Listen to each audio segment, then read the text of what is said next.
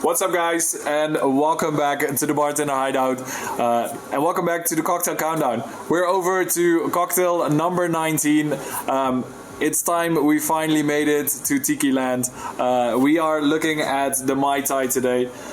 This is one of the most iconic tiki drinks there is out there, I think, right now.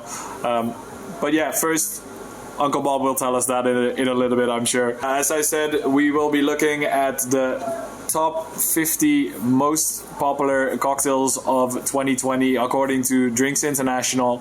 And as you know, we'll throw it over to Uncle Bob in a little bit. But after that, I'll be showing you how to make this cocktail yourself. And I'll be tasting it for you to tell you if it's any good or not. But yeah, let's throw you over to Uncle Bob and see what he has to say about this one.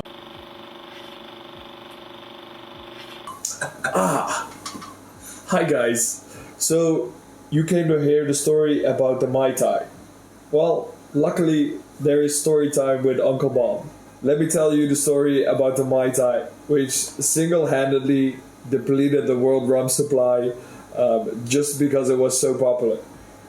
Main reason for that was that it used a 17-year-old rum as well, so that, I mean, you don't get by them so easily, especially nowadays. It used the 17-year-old rum from J. Ray and Nephew, which was a dark and Jamaican rum. It worked perfectly in this cocktail. The recipe of the Mai Tai was invented in 1944 by Victor J. Bergeron, which now is more commonly known as Trader Vic. If you know anything about tiki drinks, Trader Vic is one of the guys you go to. The other one is Don the Beachcomber. And these two guys happen to be in a bit of a kerfuffle about this whole scenario and ended up fighting over who actually came up with the Mai Tai.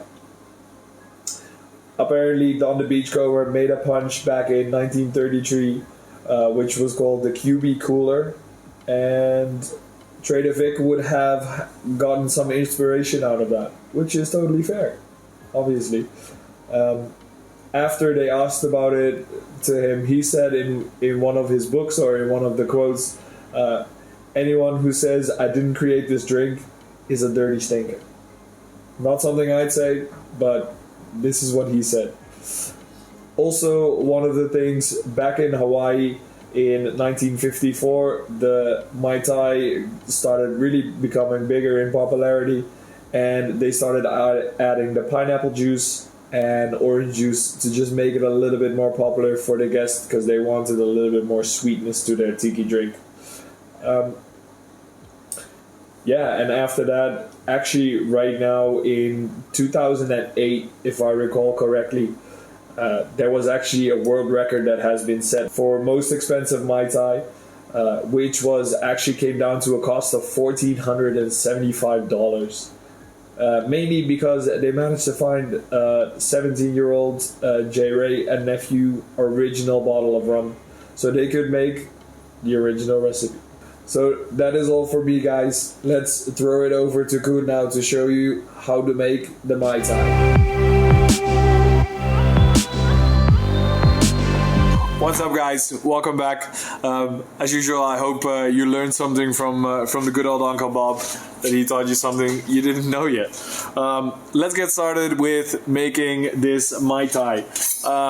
There is probably about 1 trillion different recipes that there are out there, so that's why I'm gonna make my own recipe, or how I normally make my Mai Tai, which normally get good reviews on those ones. So that's why I'm gonna leave this one to you to try as well.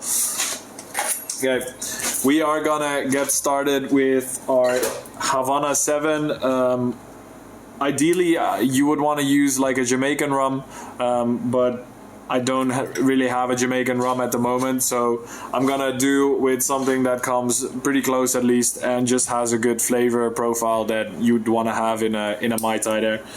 So I'm gonna use my Havana 7, and we will be using 2 ounces of that. Add that to our shaker. Then I will be adding some more alcohol. So I'll be adding our Cointreau or our triple sec or orange liqueur, however you wanna name it. All basically comes down to the same stuff.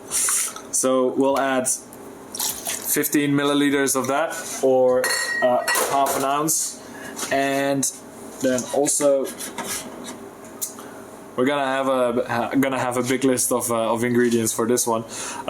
So then I have my freshly squeezed lime juice. Definitely helps in tiki drinks to really freshly squeeze your juices, because that just makes it that much better, especially in tiki drinks.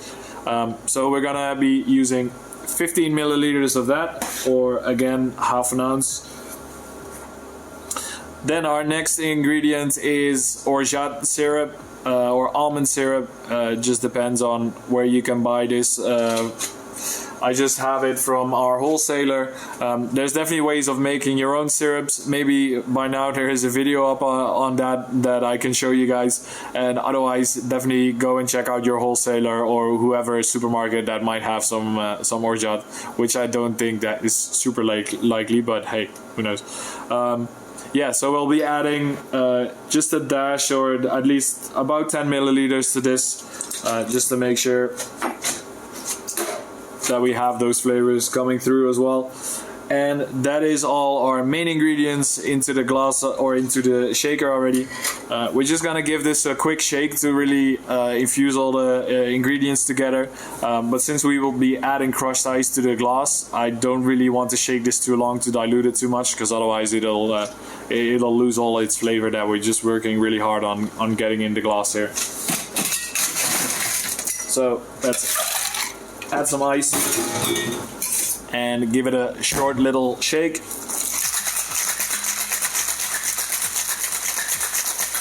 There we go. That should already be enough.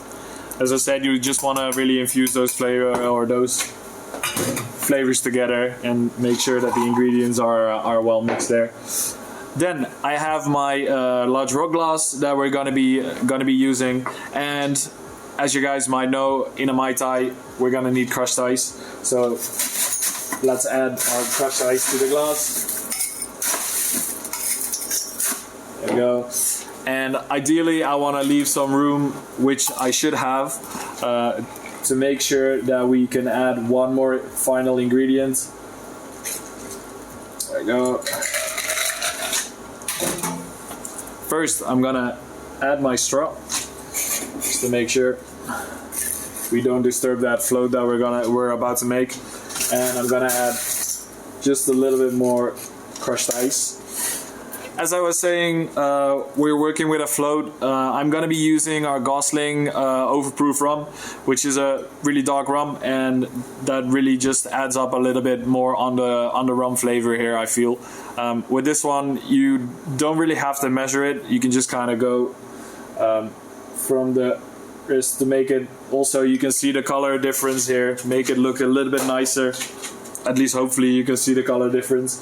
And that is all our ingredients together. We just need to make it pretty. So add some mint to it. And I happen to have these dehydrated pineapple pieces that just look nicely on them. I've seen people garnish as well with lime that they squeezed and then turned inside out to make like a little bonfire in the glass. Yeah, I chose to do it this way because this is how I normally make it. And yeah, and I think that's it for the Mai Tai, guys. Let's get into tasting this one. Okay, let's crack this one open with a little bit of a stir so we really get all these flavors together.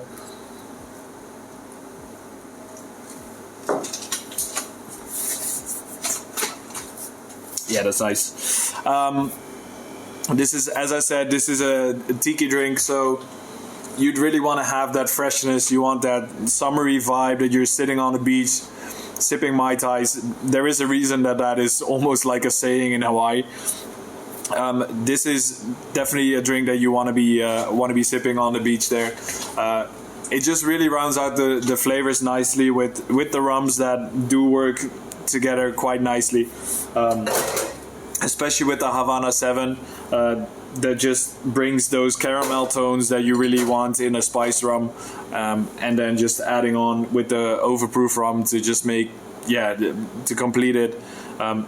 You definitely feel a little bit of that orgeat that's in there. It definitely adds up. The almond comes through a little bit, but you don't want to obviously to overpower it. So this really works together all together. This really all works together very well. And I'd say definitely make this one at home if you have the ingredients at home, or go to your local bar, support them as well. They've had a tough time during Corona or COVID, and support them as well. Give it a try. See how they do. And with that, I think I'm gonna leave you guys again until next week. Make sure to like and subscribe if you like what we're doing, and leave a comment to see how you feel about this recipe and how you thought it was. For now, guys, I guess I'll see you next week. Ciao.